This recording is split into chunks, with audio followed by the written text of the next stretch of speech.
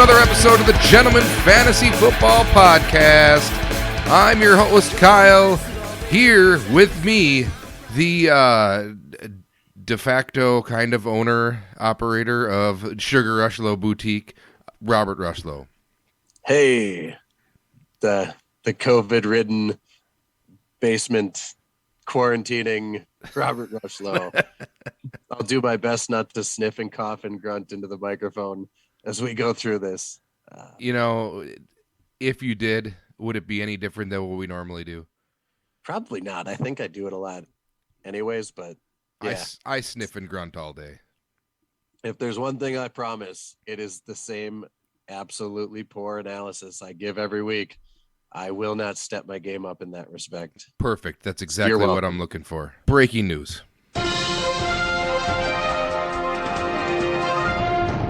We got a lot of breaking news, but if you haven't been on our YouTube feed, go check it out. Last week, we weren't able to do a podcast, but we were able to drop a fantastic commercial for the Sugar Rushlow Boutique. Yeah, and honestly, you really nailed it. It was really fun to watch. It was entertaining. It was really good. Nicole liked it so much she watched it twice, which is saying something. I did as well. I couldn't get enough of it. It was fantastic.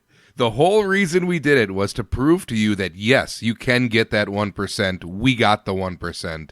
We showed it happen. If you want to see us get that 1%, if you're not sure how to get the 1%, jump over to the YouTube feed and watch the commercial.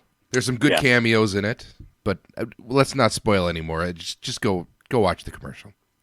Yeah, you got to see it, man. It was incredible. All right, we have more breaking news.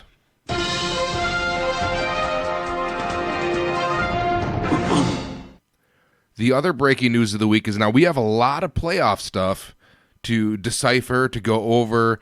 It is the final week of the regular season. There's a lot of things in play, but the biggest thing in play right now is the fact that Ryan is set in the 4 position. And tonight, the Vikings are playing. And Ryan benched his whole roster. Ryan benched his whole roster aside from his 3 Vikings players before this game to go up against Los to see if he could beat Los just with his 3 Vikings players. Is that a real thing? Yes, this is true. By the way, it is halftime. It's just after halftime right now, actually. And I thought that was just a play for, just to get attention, and then he was going to put them all back on Sunday. Well, you see, Los is projected for 62 points, I believe. 64.6. Yeah. And Ryan already has 50-some, and it's only halftime. With his 3 guys. That's disturbing. Dalvin Cook is really helping that, by the way. 153 and 2 touchdowns. Cousins is having a pretty, I guess, pedestrian day, yeah. Pedestrian game, yeah. Jefferson's doing Jefferson things, 67 and a touchdown. It was a great half. But was it, though?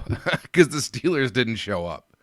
I mean, a great half for the Vikings, who, starting the third quarter here, just got the ball on, the 40, so they're going to be in good shape. Not their 40, the Pittsburgh 40. So, fantastic. So Roethlisberger turned it over again?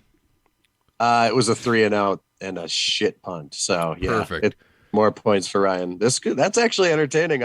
I found new life in my interest in this game because since Kral last minute benched Madison, I'm assuming since hearing Cook was playing, no interest in this game whatsoever on a personal level, but yeah, that's cool. It's fun. Yeah, I got Claypool going. I was assuming that since the Vikings are giving up 30 points a game in the last, I think, 7 weeks, that maybe Pittsburgh could get something rolling. But I mean, it's 23-0.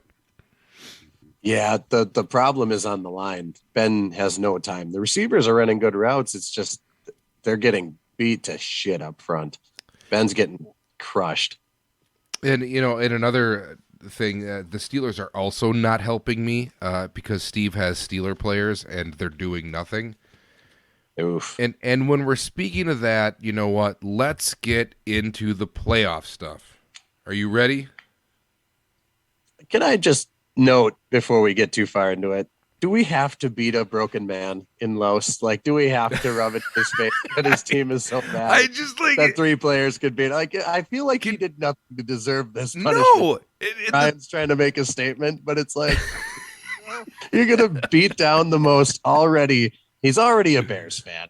He's already pretty downtrodden about how everything worked out, and now we're just rubbing salt in the wound of a guy who talked zero shit to anybody. Right. But I mean, it's like the equivalent of a blindside block in an actual football game. He's just sitting there and just gets nailed out of nowhere. I've never seen such a promising season go down the tubes so fast. It is literally unbelievable how well I'm throwing like a moral unnecessary roughness flag here. Didn't Lowe start? Ah, that's a bummer. Anyways, I just noticed something. But didn't Lowe start like 5-1 or 5-2 maybe? Yeah, he came out as one of our favorites when we started the year looking at teams. I think him and Travis were like two of our like, wow, these guys actually figured it out teams. But however many losses he has, I don't have it up in front of me. Whatever as many losses as he's had, I believe that's the losses he's had for the year. So since he's lost every game in a row. He's like 5-7 now or 5-8, I think, and he's literally lost 8 straight. Yeah. But again, it doesn't deserve it. But I'm entertained. I'm not going to lie. Maybe he's entertained too. Maybe it's like, wow, can I beat Ryan with 3 players? Maybe he's like challenge accepted. Who knows? I don't know. He should get a kicker in for starters, but Well, so here we go. Let's lay out the playoff picture. You and I can discuss a few things here. Your win last week solidified you into the playoffs. Jason is in. He's probably he's automatically the 1 seed, regardless of whether Ryan wins or loses or Jason wins or loses. Jason's the number 1 seed. He'll be playing in that division champs game. You with the win last week and Travis's dumbfounding loss last week after all that shit he talked. Right. That was he came out pretty aggressive. There was a lot of shit being talked around the noontime games, and then all of a sudden Travis lost to a guy who quit on the league 6 weeks ago. There must have been something in the air though, because I was getting a little mouthy too with Ryan, and that's usually not my way of doing things, just because he had a guy or a defense playing on, was it Monday? And I was like, I know exactly how this is going to go. 25 defense. And I'm going to be like, wow, I really lost that game. But fortunately, it didn't go down like that. Well, and on a side note, that Monday night game was ridiculous. Number one. Yeah. There was 3 passes thrown on the New England side all game, I think it was. That was really fun to watch, though. Those wind gusts were crazy. Yeah. The opening kick went into like the 11th row with the hands. It was nuts. Well, apparently, though, it didn't affect Josh Allen at all, because Josh Allen was throwing darts all night. No, that guy's got a cannon, man. That was some good passing he was doing. He should have did more of it. The problem was the fucking Bills went to the running game, which is not their strong suit. Yeah, not a good idea. That did not work out well for them. And they decided to bring Zach Moss back. Why? I have no fucking idea. They benched him twice already this year, and then it's just like the next week he's like, yeah, he's back. I don't understand what's going on. Zach Moss. He could have been great. Yeah, he almost was for a moment there. He was scoring touchdowns for a while. But you are locked into the 2nd seed, also in the division champs game, by virtue of Travis's loss, puts you at 8-5. You are going to be the 2nd division winner, ahead of Steve or Luke, regardless of who wins, because Steve and Luke are both 7-6. So the winner of whoever ends up getting that division, Steve or Luke, is going to end up being in the 3rd position. They'll get to pick their first round matchup, which next week, and I'm putting this out there right now if you guys are listening, next week I want to interview as many of the people as we can jump on our Zoom. I'll send out the login information. We're going to be doing it Tuesday. Does it work for you Tuesday? I believe so. Okay. So there's no way that Steve can take my 2 slot if I lose this week? Absolutely not, because you're 8-5 and he's 7-6. Yeah, but I would become 8-6 and he would become 8-6 if he wins. Yeah, but you got enough points on him, don't you?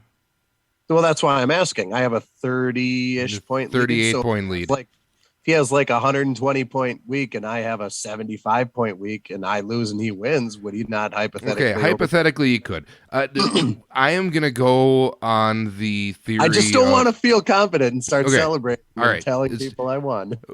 Everything I have laid out here is kind of going on the theory that nobody has a crazy jump in points, because everybody here is kind of the important positions record-wise. Everybody's kind of 40 to 50 points off of each other. Okay, so turn the camera on, Kyle. Here, Steve. I know you're listening. I know you subscribe to this podcast. Don't you dare have one of those weeks. Don't you make me play in that first round of the playoffs against probably Crawl and lose. I will burn your house down. Okay, now I'm going to reassure you here, because Steve is not playing a defense. I'm not sure if he's picking up a defense or if he's trying to find a defense or not. I don't know. He's also got 2 Steelers going. Travis is full potential on his lineup. If projections go as they're going right now, I mean, I think Steve's projected to lose by like 40. Oh, that's right. He's got Kamara back, doesn't he? Yeah. So the way this is looking here, it's looking like Steve's not going to win. So I don't think you have a problem with that, which also fucks me, because if Travis wins, if Travis wins, then I'm screwed. Because God, just how he wants it. Yeah, right, exactly. But you must love that. It sucks. All because fucking Justin. All because I couldn't beat Justin. This is what I've been just driving me nuts for like 4 weeks now. Justin, I shouldn't even name Justin, by the way, because as far as I'm concerned, he's not even part of this league anymore. He gave up. I don't know what he's doing, but he changes his lineup every week, but somehow leaves a guy in who isn't playing. And except for that, you made a compelling argument the week he didn't start the what was it, when Tua was out, but it was kind of last minute. So I get that part. The Tua was a last minute thing, but the last 3 weeks he started a guy who was out were all guys who had been out since like Friday. But he's changing his roster every week, so I don't understand. He hasn't made any pickups or drops in a while. So, I mean, he's basically tuning out. He's setting his lineup, but he's not paying attention to whether guys are playing or not. I also haven't been able to get a hold of him. We have attempted to call him a few times. He doesn't answer. I don't know what's going on. Should we send someone? Well, someone's clearly setting his lineup. So either someone hacked into his computer and killed him and hacked into his computer and is using that as a way to show that he's actually still alive, even though he's been dead somewhere for a while. Yeah. Or, I have no idea what's going on. I haven't been able to get a hold of him. Yeah, it does. I mean, he has historically been pretty active and a good overall player. So and a champion. Put it up to a vote. Yeah, he's won more than I did. So as much as you did. Yeah. Oh, there's a long run. That was Harris. All right. And the Vikings are now up 26-0. Yeah, it's pretty sad. But Harris had a long run. They might set up for another missed field goal at this point. So besides the many ways that you're getting... Okay, yes. So let's go here. Still got a chance here. I'm banking on the idea that Jason's the 1, you're probably the 2. Yes, there is a possibility that Steve could get the 2, but it looks unlikely right now. I'll give him the 2. So Steve would end up being the 2, or Luke, depending on winning and losing. We'll get there. Ryan's going to be the 4. He's locked in. It doesn't matter. He has the correct record for that. Now, the 5 seed could either be Travis, myself, or Luke. Steve is either locked into the 3 seed or the 6 seed. Ooh. Okay. The 6 seed is based purely on points. Okay. And I just want to make sure everyone is clear about this. It's the best 5 records, then the points team. So it goes records and then points. Not whoever has the most points and then the 2 guys with the records. It's the 2 records and then whoever's remaining with points. So if Travis beats Steve and I beat Luke, Luke and Steve would have the same record. Steve would get the 3 seed. Luke would miss the playoffs. Wow. Travis gets the 5 seed because Travis wins. And Crawl gets in because Crawl has more points than Travis, me, and Luke. So since Travis would be the 5 seed, Crawl would slot into the 6 seed. Now if Steve and... What's that? Oh, I said, yeah, and then he's far and away in the points. That can't even be a thing that changes this week. Correct. Now, because Crawl and Travis are close in points. Travis could pass Crawl, which this next scenario, depending on where Travis and Crawl score, it could change things. Now, if Steve beats Travis and Luke beats me, Steve, since he has more points than Luke, Steve and Luke both win. You know, the other scenario is Steve and Luke both lose. Steve and Luke both win. Steve gets the 3 seed again. Luke ends up with the 5 seed because Luke would then be 8 and 6. Me and Travis would both be 7 and 7 at that point. So then Travis would get in if Travis outscored Crawl by 28 points because Crawl's got 1249. Travis has got 1221. If Travis does not outscore Crawl by 28 points, then Crawl gets in. Wow. Gotta love the end of the year when it feels like you're not just playing against the person you're matched up against, Right? but everyone else too. Now, next scenario here is if Luke wins and Travis wins, that would mean Luke jumps up to 8 and 6, Travis jumps up to 8 and 6, Steve goes to 7 and 7, I go to 7 and 7. I have the least amount of points between me and Steve, so I would be out. Luke would get the 3 seed, Travis would get the 5 seed, and Steve would get the 6. Because Steve would have the most points.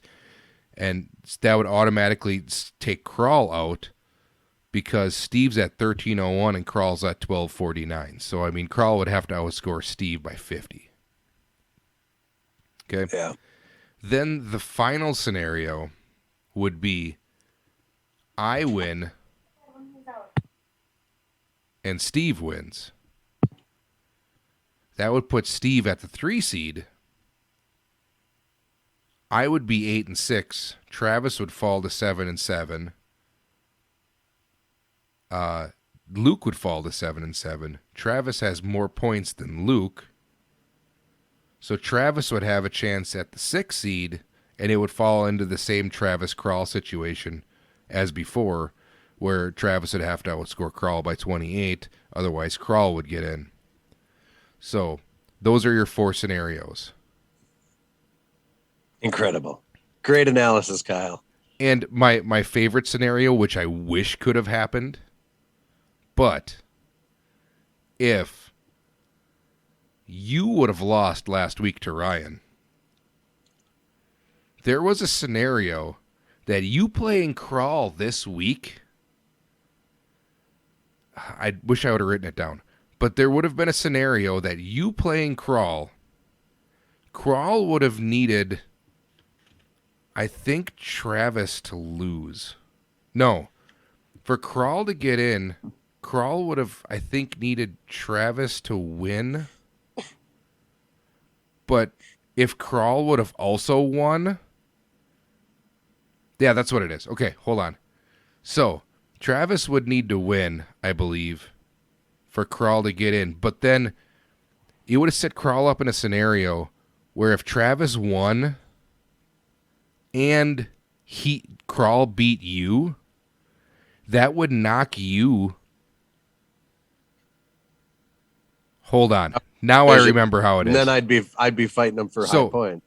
Yes, because if I won and Travis won, and if you would have lost last week, then Travis wins this week and I win this week, there was a possibility that you losing to Crawl and Travis winning and me winning put you into the 6th spot and knocked Crawl off by so he literally beating could you. Have won to lose out of the playoffs. Correct. So he would have had to have beat you, or he would have had to have lost to you, but outscored Travis by 28 points to get in. Oh, that would have been a tough spot.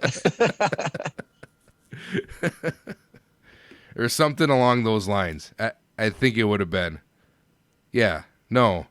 That's if Travis... I don't remember. There was a situation where Crawl and Travis, if it fell right...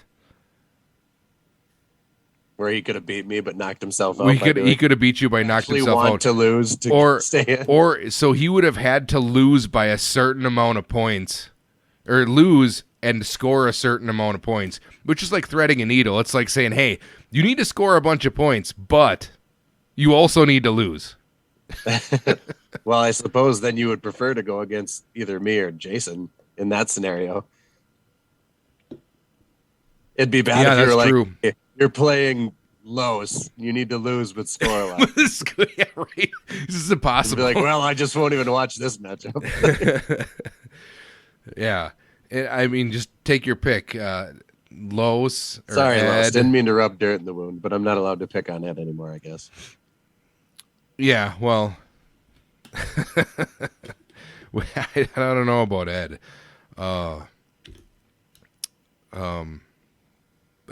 Ed changed his team name. I don't... Let's just say he's mathematically eliminated. Yeah, there's a lot of people mathematically eliminated. So those are all your playoff scenarios right there. Excellent. That's awesome. I'm actually excited. I feel better going into these playoffs than I had a lot of years. So we'll see how it goes. I know I won't win them because I just don't, but at least I'll be in that division champs game. That'll be cool. Get one more shot against Jason. Yeah, and I'm not feeling good about my situation because, I need Steve to win. And I need to win to get in. And I told Luke straight out, there's not a chance in hell I'm going to lose to him. So Luke's done, in my opinion. That's fantastic. Yeah, so there it is. Next week, again, I'm throwing this out there. I would like to get as many people as we can to jump on the Zoom one by one. We used to do the phone call thing. We found out that since we went to Zoom, it's easier for everything else, but impossible to have Robert not here with me the way we have things set up and do phone calls because Robert cannot hear the caller. Right. So we're just going to get everyone to jump on Zoom with us if possible. I want all the important people, if we can. I know Crawl might be difficult because Crawl's usually driving to work at this time when we do this.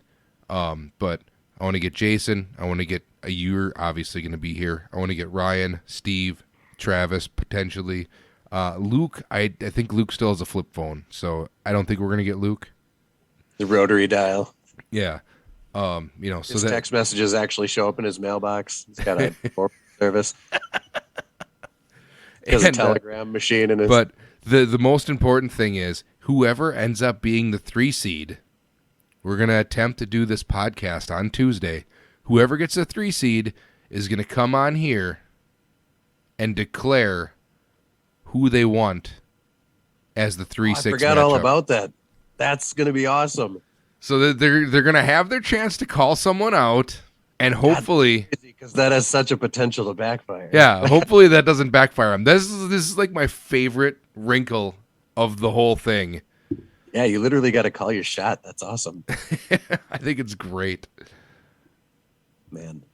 Yeah, everything matters there. You got to like look at matchups and projections. That'll be cool. I'm excited. This is fun. I said this is fun. It only took us, 15 years, but I think we really finally came up with something entertaining. Cool.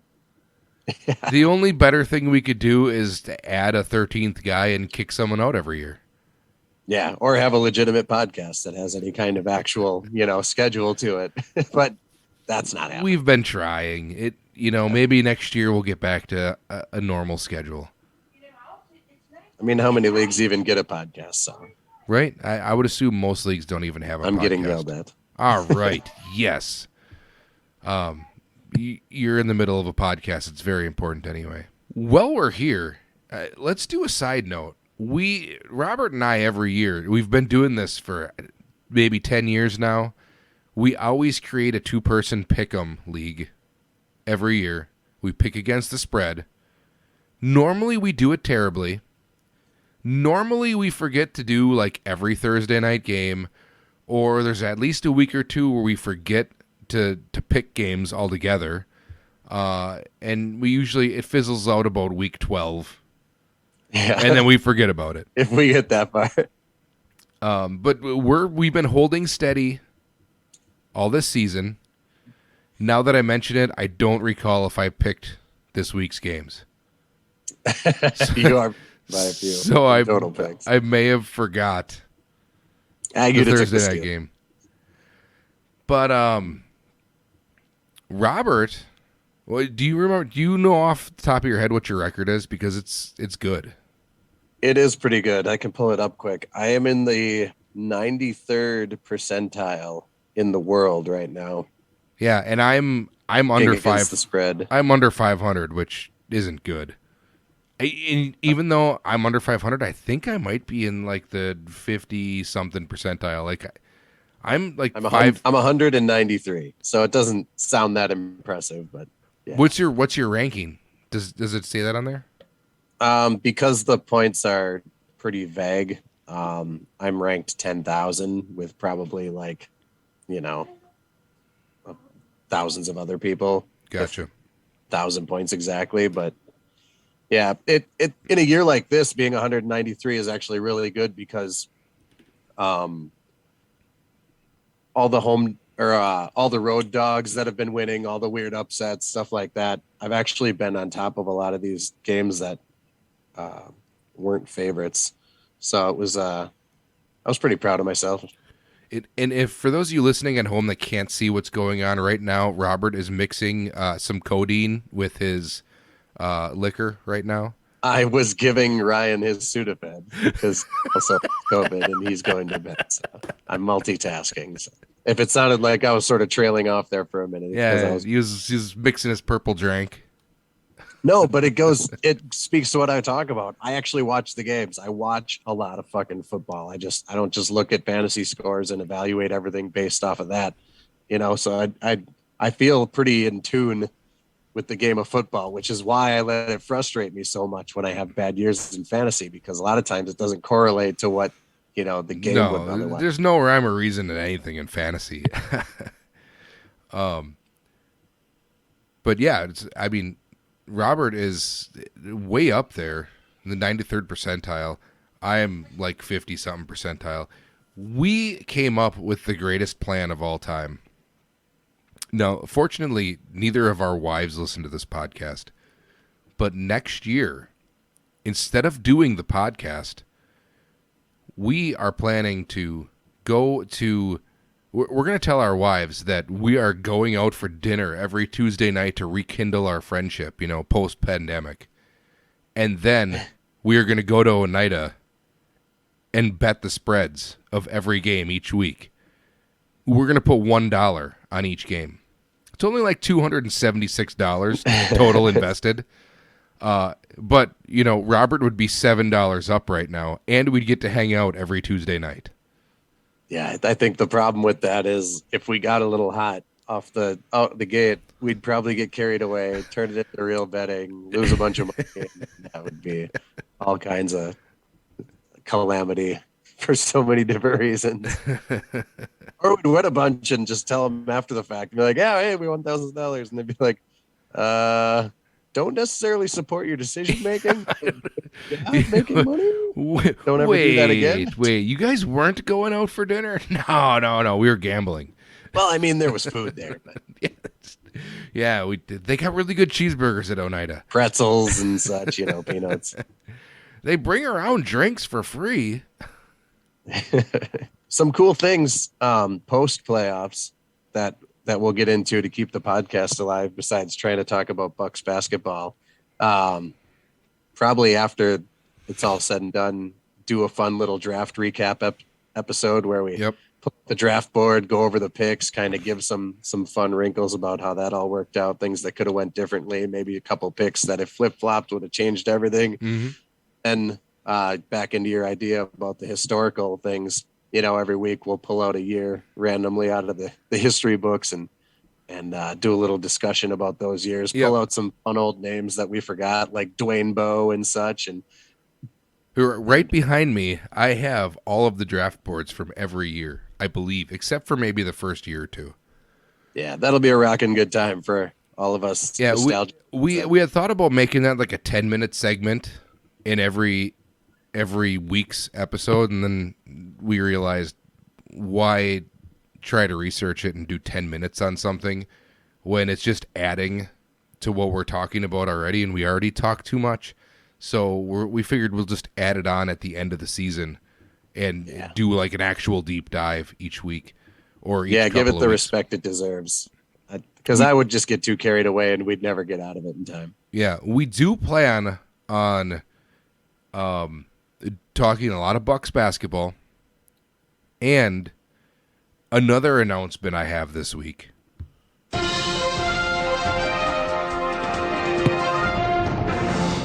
A lot of breaking news this week. One more announcement that we have is the USFL is coming back. Fox is standing behind this new iteration of the USFL. They were trying to, I guess I would say they're trying to submarine the XFL's hope of coming back next year. But the USFL starting this spring, 2021, next week, we are going to be visited by our USFL correspondent, Aaron Danielson. He is our USFL insider. He's been doing all the research on the USFL and everything that's coming up. Next week, when we have Aaron on, we are going to discuss and pick which USFL team we're going to support. And we're going to carry on the podcast through the USFL season. And we may even have a USFL fantasy league. That's incredible. If it's possible. So every end of every episode, we can do a This Week in the USFL. That'll be great. Yep, that's what we're going to do. There's going to be a little quick-hitting segment. 8 teams, 4 games. Supposedly they're playing... Their plan is to play all 4 games each week in a specific location. They haven't announced the location yet, but they're going to play all the games in the same location, which I think would be a great spring road trip if it's somewhere reasonable. That a bunch of us, we all pile in the O'Connell line. One of them's going to either be in Minneapolis or Indianapolis for sure. No, they're picking one place. Oh, for that's all of them. That's going to host them all. So that sounds like an Indy thing, right? I mean, I was thinking like an Indianapolis thing. St. Louis, I think, would be a possibility. Sure, because they have the dome there; it's not being used. The Indy thing might not work out because of March Madness. So you'd got to stay. You'd got to go somewhere that's got a huge place, but wouldn't be used for March Madness, which to me is like St. Louis, right? Somewhere centrally located. that all these teams could go. So we'll see what the plan is there. I don't know what that means for the XFL. As you people might know, we are big XFL supporters around here. Battlehawks fans for life. And if the USFL takes off, I this can't be a good sign for the XFL, can it?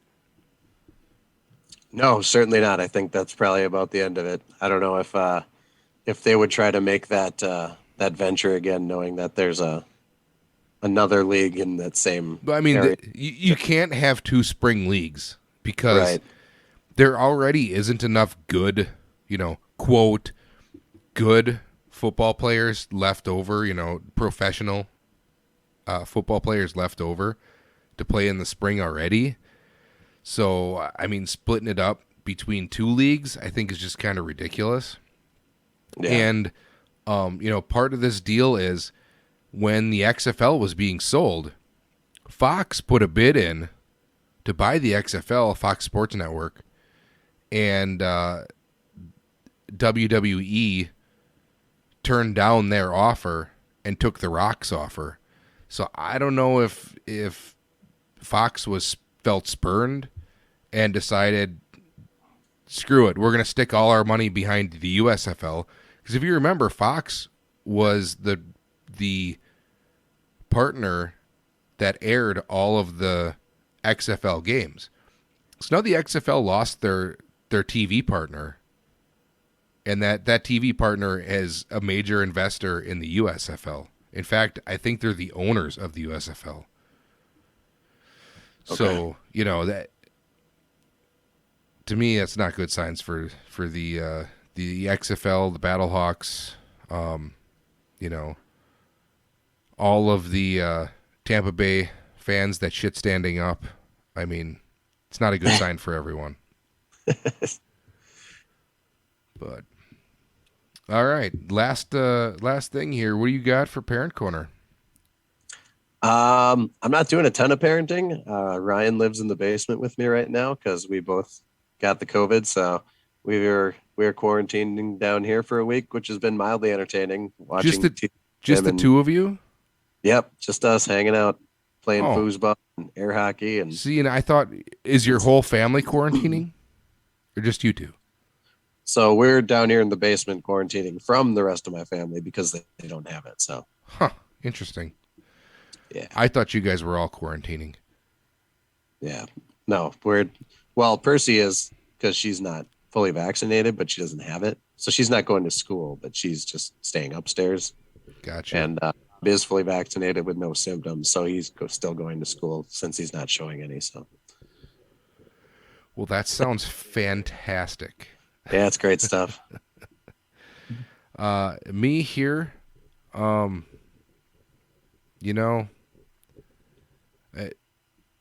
we're having some struggles here with Vince. All right, I don't want to say he's a difficult child, but he's a child that you always have to keep your guard up. Are you currently keeping your guard up? Is he about to come behind a door and attack you? Potentially. No. So here's the thing with Vince. And he does these things where you spend some time going, all right, he clearly didn't think this through. Or has he been setting me up to try to get away with something and I just caught him? So here's the thing. Here's the other day. Because he does this stuff all the time. He, all of a sudden in the mornings, we got these little blue bowls with the cover on. And we had a bag of Chex Mix. And he always brings, something for snack or granola bar or whatever to school. And on Monday, he decided, Dad, I'm bringing a little thing of Chex Mix. So in the morning, we're getting ready for school. We're cooking breakfast and whatnot. And he goes in the cupboard, fills his bowl up with Chex Mix. I'm taking it for snack. And it's a bowl you can't see through. Just a little cover on it. So then on Tuesday, I'm taking, Chex Mix for snack. All right, fine, whatever. Wednesday, same thing, Chex Mix, snack. Okay, good. Well, Wednesday night, Nicole and I watch the challenge. We eat the rest of the Chex Mix. So then Thursday morning rolls around. and we had gotten some jelly beans. He likes jelly beans, so he got jelly beans for St. Nick. And Thursday rolls around, and Nicole and I are getting the babies ready and whatnot, and all of a sudden, I walk around the corner. Nicole walks around the corner, and there's Vince with that bucket, and he's putting it in his backpack. And we're like, Vince, what'd you put in there? And he's like, oh, there's Chex Mix in there. You know, I've been eating Chex Mix every day. And we're like, yeah, but there's not Chex Mix in there. He goes, no, it's Chex Mix. I eat Chex Mix every day. I really like Chex Mix for my snack. It's Chex Mix. We're like, yeah, but we know it's not. He goes, what do you mean? There's Chex Mix in there. I'm like, what, did you not eat your stuff from yesterday? No, I just got it out of the cupboard. So Nicole opens the cupboard and she goes, so where's the Chex Mix? And he's like, well, I used the last of it. She goes, you couldn't have. We ate the last of it last night. What's in the container? And he goes, some other stuff. So sure enough, she opens it up, and it's just a container full of jelly beans. And we're like, okay, buddy, your teacher's not going to let you eat jelly beans for snack. It's not going to be a thing, right? So, and this is constantly the stuff that we deal with. So it's like, okay, is he smart enough that he was trying to set us up for 4 days so he could sneak the jelly beans to school? Or does he just come up with this shit at the spur of the moment? Like, we can't figure it out. Terrified to know. But it's just like, and he's like, whenever, and the worst part is, whenever he lies about something like that, he's so good at deadpan just lying. Like, hey, what's in the bucket? Oh, Chex Mix. I've been eating Chex Mix all week. You know, no glimmer, no smile, nothing. Just not like a look off to the side. No, straight up eye contact. Just straight up, it's Chex Mix. And then he just keeps going about his day, putting his container in his bag. We're like, dude, we knew there's no Chex Mix, and like, what's in the bucket? If it's Chex Mix, I'm concerned where you got it from. Where did you get it from? I don't know, man. So this is the stuff like we deal with on a regular basis, and it blows my mind all the time. Like, I constantly looking over my shoulder to see, like, all right, what is he doing now? Is he setting me up? What's going on here? I just can't figure it out. That's incredible. I love Vince. I also had another tragic mistake. I bought the kids a drum set, an electronic drum set for Christmas. And I was supposed to have it delivered to work so they wouldn't see it. Well, I forgot. I was in a hurry. I ordered it. I had it delivered to the house. It shows up. It was like maybe a week ago now, like on a random Wednesday or something. It shows up. UPS guy puts it like right on the front porch. Of course. Vince comes home from school, sees this box with the freaking drum set right on the box, because of course it's not discreet packaging. Walks in the house, throws his backpack down, and tries to lug this giant box into the house. And, you know, Grandma Lori's there going, Vince, what are you doing? And he goes, oh, I'm bringing in the drum set. We got a drum set. And Evan's like, we got a drum set. And, you know, it was all over from there. Evan was really excited about this drum set. So I get home from work. I'm like, oh, shit. So then they're like, can we open the drum set? Can we open the drum set? I'm like, oh, it's actually not a drum set. Can I open the drum set? Said it's actually not a drum set. It's a giant box of toilet paper. And they're like, toilet paper? You see, my godfather, Gary, used to work at paper converting, so he has like an infinite supply of toilet paper. So every couple every month or two, he'll drop off another giant bag or box of toilet paper for us. So I was like, oh yeah, Gary brought over some more toilet paper. It's just in that box. So now I actually have him thinking that box has toilet paper in it. And Evan believes it like lock, stock, and barrel. So I just have this box sitting in my office, and he's like, oh, when are we going to get the toilet paper out? I'm like, we don't need it yet. Fantastic. Robert hasn't been listening for the last 5 minutes, so it's about time we're gonna go. I'm sick. And I have nothing to add. All right. Well, thanks for the conversation. This is the Gentleman Fantasy Podcast. I'm Kyle signing off with my buddy Robert.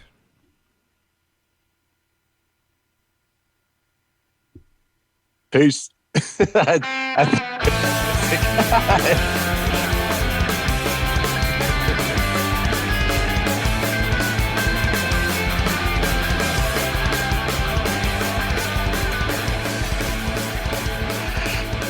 When you Shit was really falling apart there at the end. when you pointed, I was like, he hit the drop, and I couldn't hear it because sometimes when you hit the drops, then it cuts out for me, so I can't hear anything. No. That's what happened, and then it was silent, and you were sitting there like, oh shit, I was supposed to say something.